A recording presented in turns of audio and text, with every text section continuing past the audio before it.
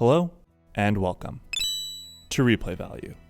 A long time ago, I made a video criticizing Shokugeki no Soma's direction in its third season for its overwhelming obsession with panning shots. My main critique was that there was little to no intentionality behind the cinematography, that the pans were lazy in their construction since they had mostly the same speed throughout every shot, seemingly done to hide minimal character movement, and those factors led to big moments completely falling flat since they didn't serve as a shift in the visual pacing. It was really, truly unwatchable, in my opinion, and it coincidentally timed out pretty well with what I would argue is the first big downturn in the writing, post-Chinese Food Showdown, which led me to dropping the anime and continuing along with the manga, which also didn't really live up to my expectations, mostly due to a continued decline in the storyline's quality.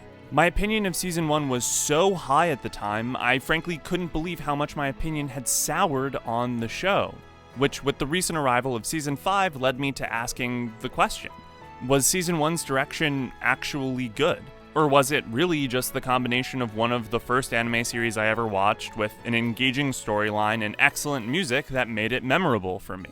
The only way to answer that question is to go back to where it all began, to define what I mean by good direction, and to briefly take a look at Season 5 to see if things are better or worse than the last time I gave it a critical eye.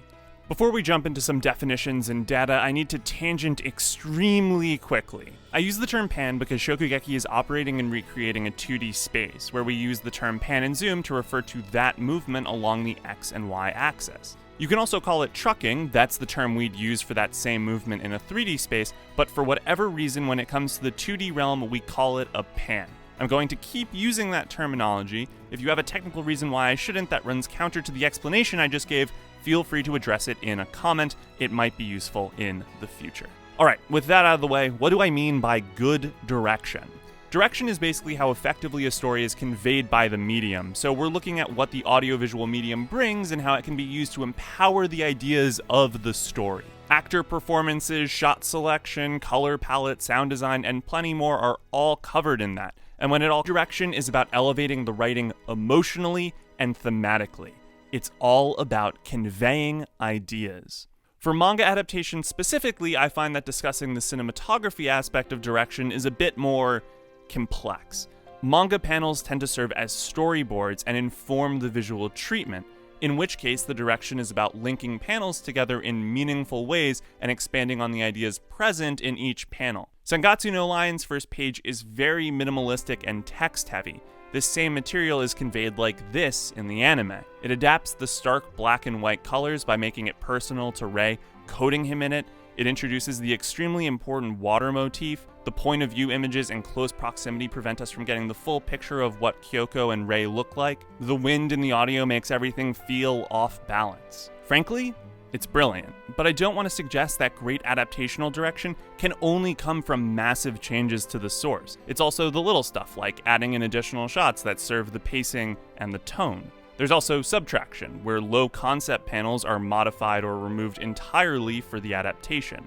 And when I think of Shokugeki no Soma's best adaptational moments, I think many people would agree that it's the visualizations, like Hayama and Soma's spear versus fist metaphor getting extended, or the sumo imagery at Erina's first Shokugeki being implemented throughout his tasting of the dish, those slaps in particular hitting really hard compared to the manga's one-panel concept. The honey imagery with Tadakoro building to the teacher's reaction instead of a 2-for-1. You could legitimately do this for all of the visualizations. Go to the second season, adding a wrap to this part. Hell, even Season 3 did the bare minimum of expanding the visualizations to the larger discussion of the food. To be clear, I will not be doing a one-to-one comparison of the manga with the anime to determine if the direction is good, because that's generally not how one actually judges direction. You can tell when something is well directed or not without needing to consider the source. This was more of an elucidating point about a theory of how to understand adaptational direction when it comes to manga, and why even when there's a clear storyboard,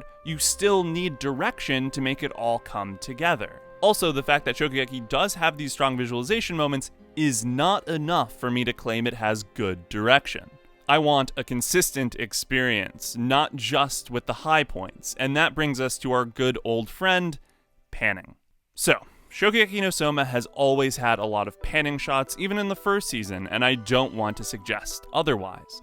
It is my contention that the reliance on pans increased as time went on. Using a random sample of episode openings, I found that Shokugeki uses a panning shot approximately 54% of the time in Season 1, and that increases to around 78% in the episodes of Season 3. That's purely in pans, that's not even including pan and zooms or just zooms, and you can see that difference in still shots. Stills made up 36% of the shot type in Season 1 versus a mere 5.5 for Season 3. But, in fairness, this data point only tells us that the camera moves a lot in Season 3. I could say the same thing about 1917, and I think we'd all agree that there's some context missing there. So, looking at these movements on the screen right now, where are the meaningful ones? There's nothing gained here by panning, it's all just movement for the sake of movement at the same speed over every shot. It's not panning to build to a face reveal or to track a character's movement, it's just there. Data in combination with the eye test tells us that Season 3 has horrible shot variety to the detriment of its direction. Season 1 is an improvement, but, for example, rewatching the Nikumi Shokugeki, I was genuinely surprised at how much panning there was on shots that didn't gain anything from it. To be clear, direction is a lot more than framing variety, but just for the sake of something to compare it to, I rewatched an episode of Kaikai Sensen and came back with 23% pans and 60% stills. That visual repetition allows this pan and the following zoom to have a lot of impact because it's so different from what preceded it. A lot of the pans are used for reveals, either of characters or settings, and it doesn't feel like we're moving the frame for the sake of having movement on screen.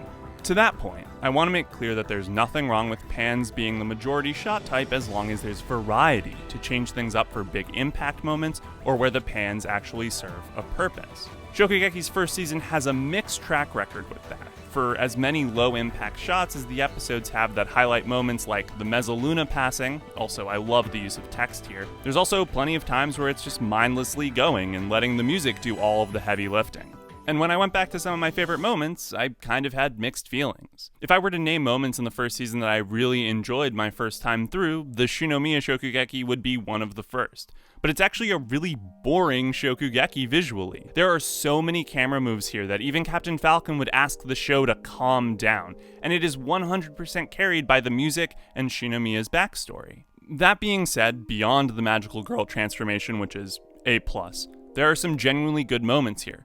You have the coin scene where there's plenty of panning prior, but the actual moment with the empty dish with the blur out is pretty nice. Then you have the Panda Shinomiya's, which has all the coins. That's a good use of panning. That's what I'm talking about. The real moment, though, and you could argue that all of the panning and camera shake throughout the episode is really just to highlight this moment at the end, with Soma's frustration being actualized in his punching of the wall. All of the stillness beforehand makes the pan really jump out. It's a great moment that's important for his characterization, and the cut very clearly puts Soma and Shinomiya as foils. There's also the first real introduction to Ishiki, which is in an episode that does a much better job of balancing the shot variety. And it's impossible to miss the intention behind the moonlit bedroom leading to the visualization of the Springfield and the rotation around Soma for some really slick visual impact. There's a huge variation on the style previously shown in this episode. Add on top of that the heavenly choir and the pink petals that fade into the sickening, undulating purple and creepy track to create a threatening aura around Ishiki, and you've got a moment that truly suggests that Ishiki is a deeper character than meets the eye, even if that foreshadowing doesn't result in anything meaningful. But the creme de la creme has to be the first encounter between Erina and Soma, which strikes a good balance between intense and comedy, good shot composition to reveal characters naturally as they move. You'll also notice that most of the pans here are actually meaningful, like building to the size of the Academy or Erina, using a series of quick cuts to build anticipation for the first bite, and again, solid use of music and vocal performances. There's also the knife throw, which builds anticipation in a fun way. That's also an anime original. You've seen the scene before, it's been transposed into so many memes, and there's a reason for that. It's a genuinely engaging sequence that takes advantage of the audio-visual medium. So Shokugeki definitely has its moments, but I cannot help but feel like those are uncommon in the narrative. I certainly wouldn't say that the show has bad direction, so I'll compromise and say it has competent visual direction, and that the audio direction is consistently good. It helps when you have a great score and voice cast. The story is where Shokugeki's first season excels for me. I really enjoy the characters and the early plotline through the autumn election. That's not to say that the direction doesn't matter. It totally does, but when the story is engaging on its own, all the direction has to do is be competent to make it an overall enjoyable experience. And I think the difference between season 1 and the second half of season 3 exhibit that difference far better than any other anime work I've ever seen. Shokugeki's first season is still good in my opinion, but I think with stronger visual direction to elevate the storyline, it could have been incredible. Alright, now let's briefly chat about Season 5. I personally think, and as far as I know this is a commonly held viewpoint,